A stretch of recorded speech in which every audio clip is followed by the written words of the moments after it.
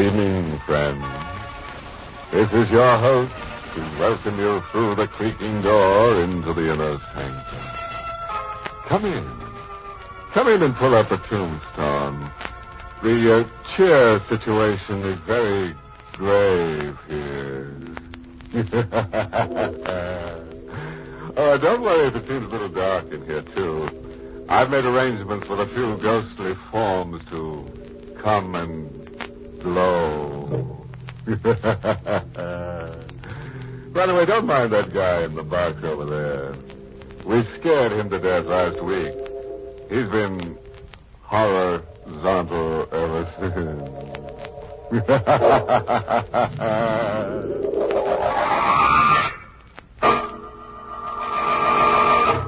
Tonight's Inner Sanctum mystery, Deathwatch in Boston, was written by Fred Maythel and stars Mason Adams in the role of Carl with Ted Osborne as Charon. In Boston, Beacon Hill looks down its narrow, brick-lined streets with seeming scorn at the harbor below. Tonight, the wind is from the sea, and there is a mist that's heavy with the odor of fresh fish, salt, and spices. Tonight, too, there is a man who has a horrifying secret to tell. This man is Carl Dickens, intern from a nearby hospital who walks wildly, coat flapping, hair disheveled. Young, his body is. His eyes are old, his face haggard. He carries a heavy wooden box about 12 inches square. He's murmuring through bloodless lips. Take thy beak from out my heart, and take thy form from off my door. Quoth the raven, nevermore, nevermore. A neon sign proclaims the door to be that of Captain Zeb's Tattoo Salon. Established 1905. Carl Dickens stops, looks quickly behind him, and enters. Greetings, mate. Captain Zeb. Yeah, didn't reckon to do no more tattooing tonight. Captain Zeb, lock the door. Hold on there. Lock this door. You know me. I'm Carl Dickens. Hey, thunder. So you be. What ails you, lad? Lock the door quick, then put out your lights, please. Sure. Seems to me like your one doctor needs a doctor, Carl. No, Zeb. I don't need a doctor. I need someone like you to listen to me. All right, I'll listen. What you got in the box? It's part of a man's body. His head. Oh? Sort of specimen-like for your medical work? That it? No, Captain. It's the head of a man who was calling for me at my room at 11 o'clock tonight. What's that? Don't look at me like that. I'm not crazy, Captain. You've been working a mite too hard over them books, maybe, huh? I have been working hard, yes, but this is no hallucination. I don't go along with believing a man can live without a head, son. You don't understand. The man this head belongs to is Death. And it is Death who is coming for me tonight. Better tell me the whole thing, son. Maybe I can help after all. Will you come with me to my place after I tell you the story? Will you wait up with me till he comes, Captain? Will you? Reckon I better, son.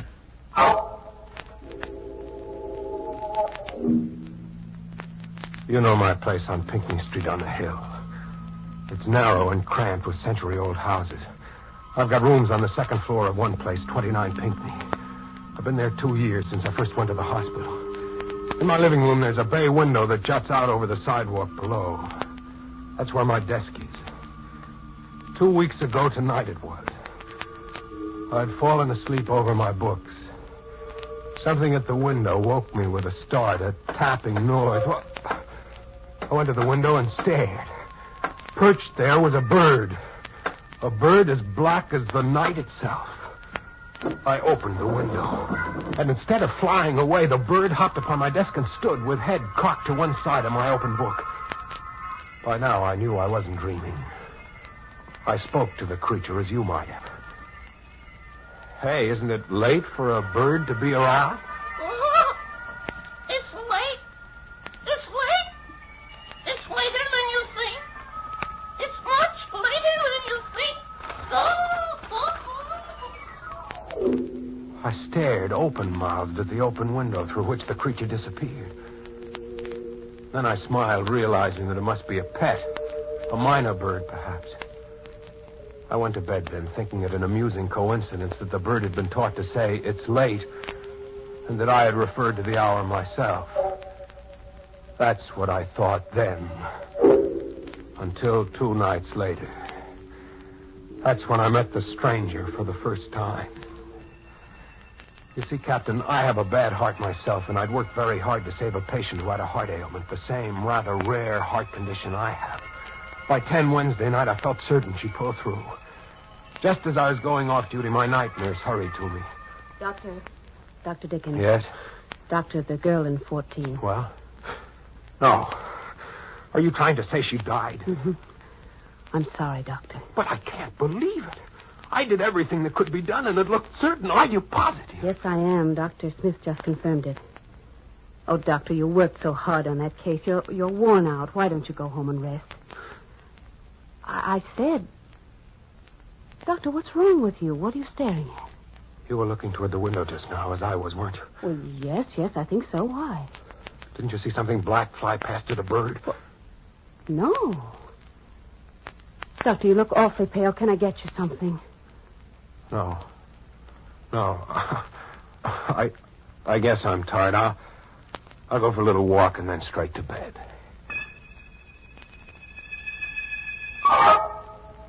He was waiting for me when I left the hospital. And I would have walked straight past him, but he spoke to me. Dr. Dickens, Yes? may I speak with you? How'd you know my name? Gabriel told me. Gabriel?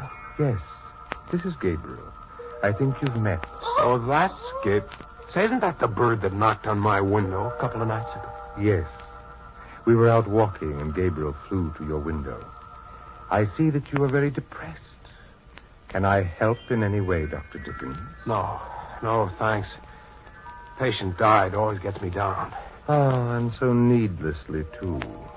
What do you mean, needlessly? You will understand soon, Doctor. Life and death are matters arranged elsewhere. Had it been so desired, your patient would have lived. Who are you? What's your name? I don't think you said. It is Charon. Charon. Charon. Well, Mr. Charon, if I believed what you say, I would have to give up medicine. Not at all. Everyone has a mission to perform, and should. And what is your mission in life, Mr. Charon? Ah, that. What is our mission in life, Gabriel? Speak up. It's late. It's late. It's later than you think. Oh. That was the first time I met the man who calls himself Charon. I asked for a couple of weeks off at the hospital. I thought it might be nerves. I stayed home and read detective stories. I was beginning to feel like my old self again, and on Sunday night, sometime around 9, I decided to turn in when there came more tapping on my window. This time I grinned. Well, Gabriel, come right in. It's late. It's late. Sure, I know. It's later than I think. Orc, is that all you can say, Gabriel? Take my beak from off my heart and take my paw from off my door. Quoth the raven, nevermore. Yes, I had heard correctly. The bird had quoted a full passage from Poe's poem, The Raven. At the same time, I felt a sudden chill in the room, sensed someone in the room, yet I had heard nothing. But I knew. He also knows a bit of Keats and Shelley, Doctor. How the devil did you get in here, Charon? Your door was not locked. Tell me, Dr. Dickens, are you afraid of death? No more than most people. But I'd rather not die if it's all the same to you. I'd hoped you might think differently than others. At any rate, I have nothing to do with it. As I said to you before, Doctor, these matters are arranged elsewhere. Where? Elsewhere. You're trying to tell me that you can predict death. Is that it, Charon? Of course. I'd like proof. Will you accept full responsibility for the knowledge? Sure. Give me a moment. As I stood watching him, tall and black against the white door of my room, it seemed to me he had turned himself inward, and that the living part of him had stepped away, leaving only a gaunt shell. There was no life in him, only the eyes staring. You will remember the name of Emily Cartier. Her passage has been arranged for. Good night, Dr. Dickens. After he left, Captain, I walked straight to the phone to call the police. I tried to think of how my story would sound to them. That stopped me for the moment. But I did look up the name Charon had quoted. It was in the phone book, Miss Emily Cartier. Her home was close by in Louisburg Square. I called her at once. Hello. Is this Miss Cartier, Miss Emily Cartier? Oh, yes. Who is this, please? You don't know me, Miss Cartier. My name is Dickens. I met someone who claims to know you well. Oh. Isn't that nice? Who is it? A man named Charon. Oh, well, I'm sorry, Mr. Dickens. There must be some mistake. I don't know anyone by that name. Are you sure? Well, I'm just as sure as... Oh. Miss Cartier! Miss Cartier, what is it? Miss Cartier! But I knew what had happened. I knew all too well. Emily Cartier's passage had been arranged for.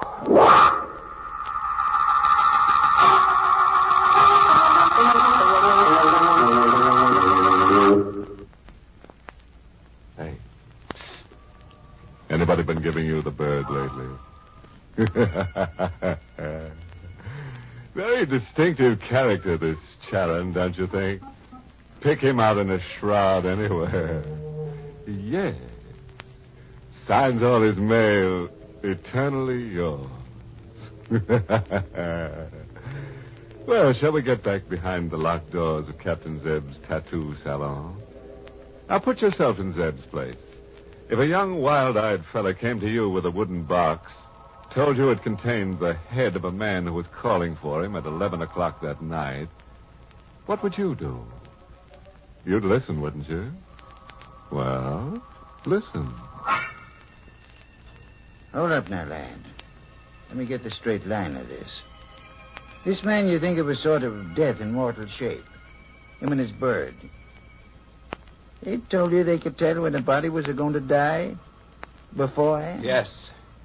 And to prove it, Charon gave me the name of the woman in Louisburg Square, Emily Cartier.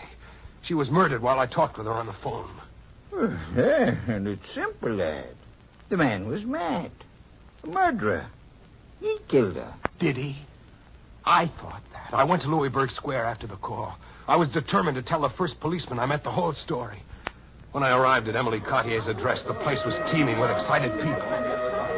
Also, on the fringe of the crowd beneath a single street lamp, the tall, gaunt shape of Charon stood. I went straight to him. Mr. Charon, I'm turning you over to the police. Oh, Mr. Dickens, why? Why? Because I know you killed this woman. So, come with me. I will speak to the police for you.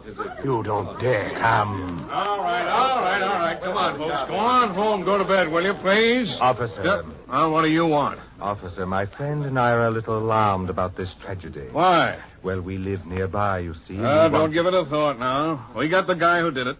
You caught the murder? Sure. One of the neighbors shot him through the head while he was climbing out the window. Now go on home and forget it, if you can. Well, Carl? I wish you would leave me alone. Oh, that is not possible. One way or another, you must come away with me when I leave. I refuse to believe it. Suppose I prove my point again. Suppose I tell you the name of someone else who will die. If I am right, you will raise no more objections to leaving with me? And if your prediction doesn't work out? You will never see me again. Agreed? Agreed. Very well.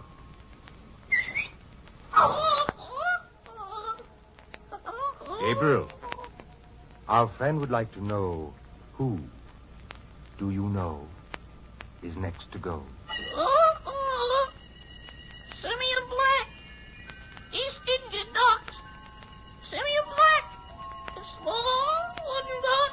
Simeon Black, is that it? Yes, Carl. Simeon Black. Between 8 and 8:30 on the night of November 15th. That is a week from tonight. All right, fine.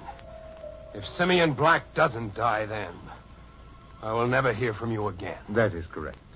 If Simeon Black dies, as I know it is arranged that he will, you will come away with me on the same night at 11. Good night, Carl. Good night, friend.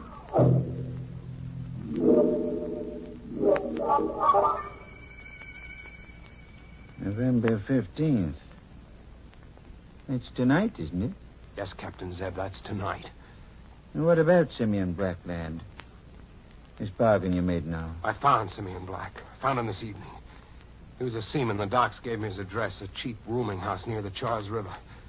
His ship was due in at 7. Simeon Black had to live. I stood outside his rooming house waiting. About 5 minutes after 8, a big, burly, rough man came along, heading for the doorway where I stood. He was carrying this box. Simeon Black with 25 minutes to live. Are you Simeon Black? Yeah. It's very important that I talk with you. Yeah, why? Who are you? My name is Dickens. This is urgent. Please listen. I'm listening. Go ahead. Do you know anyone who might want to do you harm? You crazy mister.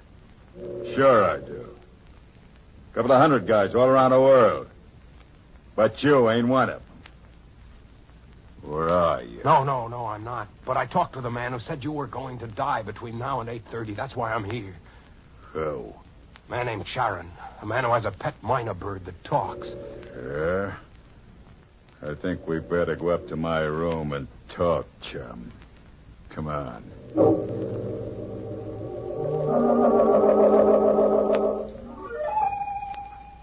In his room, I told him all about Charon and the bird. There was a large clock on the steeple of a nearby dock house. I saw that the minute hand stood at 25 after 8 when I finished. Black stood up, his heavy face now pasty pale. The veins of his neck throbbed. So you're the guy I've been waiting for. All right, Dickens. I met the man with the bird in Martinique. He told me there someday I'd be killed. He sent you. But I'm not playing. I don't die easy, see? This thing says I don't. You fool! Put that gun down. Killing me won't help. All we have to do is wait till the time has passed. 3 more minutes. Sit down. Nothing doing. You're gonna... Give me that gun, you stupid fool! Give it here, you punk. He was right. He caught it.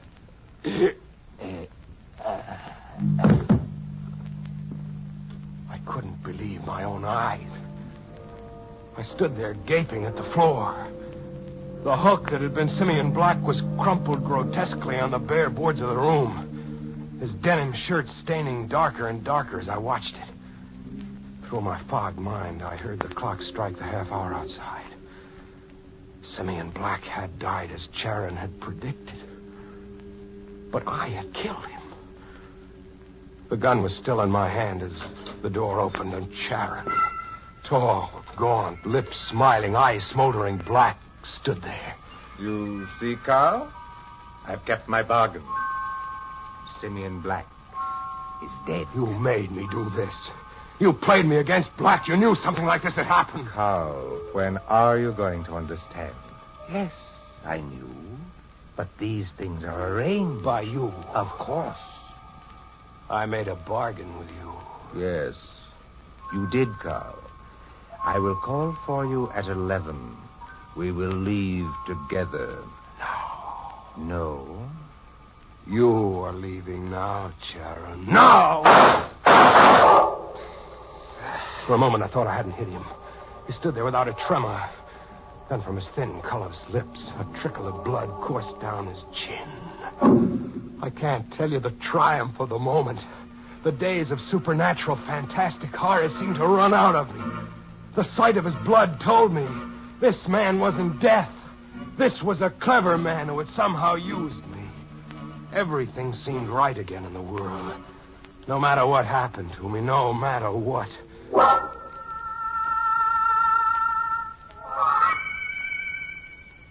That's your story, lad? All of it? Not quite, Captain Zeb. As I regained my senses and saw him there still smiling mirthlessly on the floor beside Simeon Black, I had an impulse to be certain that he wouldn't come back to me. I found a knife in Black's kitchenette. I suppose I still wasn't thinking clearly. Stupidly, I thought perhaps even a supernatural being divested of its head might be powerless. Now I know better. So you toted the top of him here from the waterfront in Simeon's duffel box? Yes. And as I walked here, I began to realize Sharon will keep his end of the bargain. That's the story, Captain Zeb. Kind of puts me on the spot, lad. I know.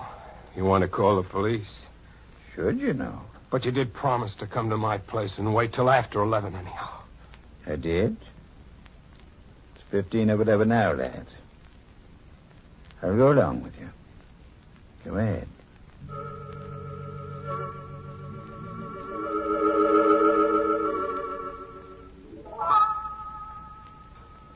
What time is it, Zeb?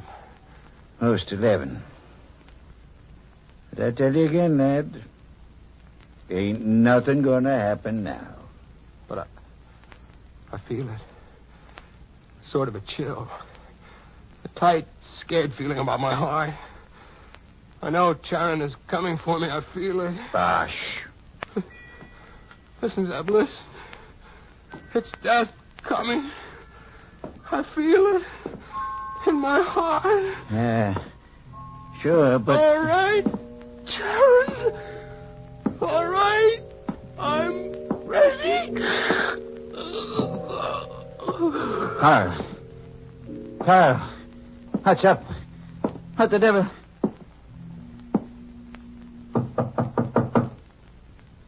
Dead. He's dead. Come in, hang it. Come in. Dickens. Carl Dickens. That's him there, officer. What's wrong with him? Well, you can believe it or not. I was just talking to the lad when he pops off. Turned blue in the face and just stopped talking. He's dead. Thought so. But how? From the look of him, I'd say heart case. Have to wait for the coroner. The queer things you come across in this business. Queer? How come you to be here? Just at 11. That's a queer one to me. Well, we got a stiff without a head down at the waterfront a couple hours back. Found a diary on him, and we've been checking up. Who was it? Guy named Charon. Was let out of Devil's Island when they closed it up a couple of years back. According to the diary, he's been out to get everybody he ever had anything to do with his being sent up. A nut? Must have been a smart one. He names 3 people he wanted to get rid of. Played one against the other, I guess. But who? Who killed him? I don't know. Sergeant's working on it. All I know is in this character's book there's a note says, see Carl Dickens, Pinckney Street, 11 o'clock, November 15th. What? What? Too late. Too late. What's too late? Oh. What the devil was that? It's just the bird here. Minor bird. Talks. Leastways, I think it's a bird.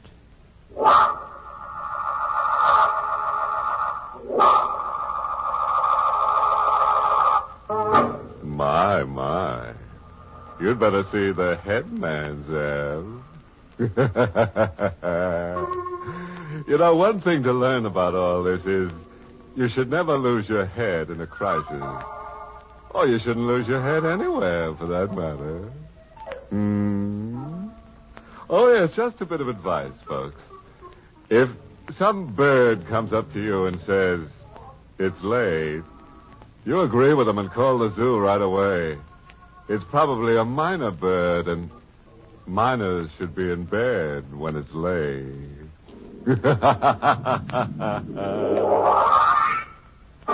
Inner Sanctum came to you through the United States Armed Forces Radio Service, the voice of information and education.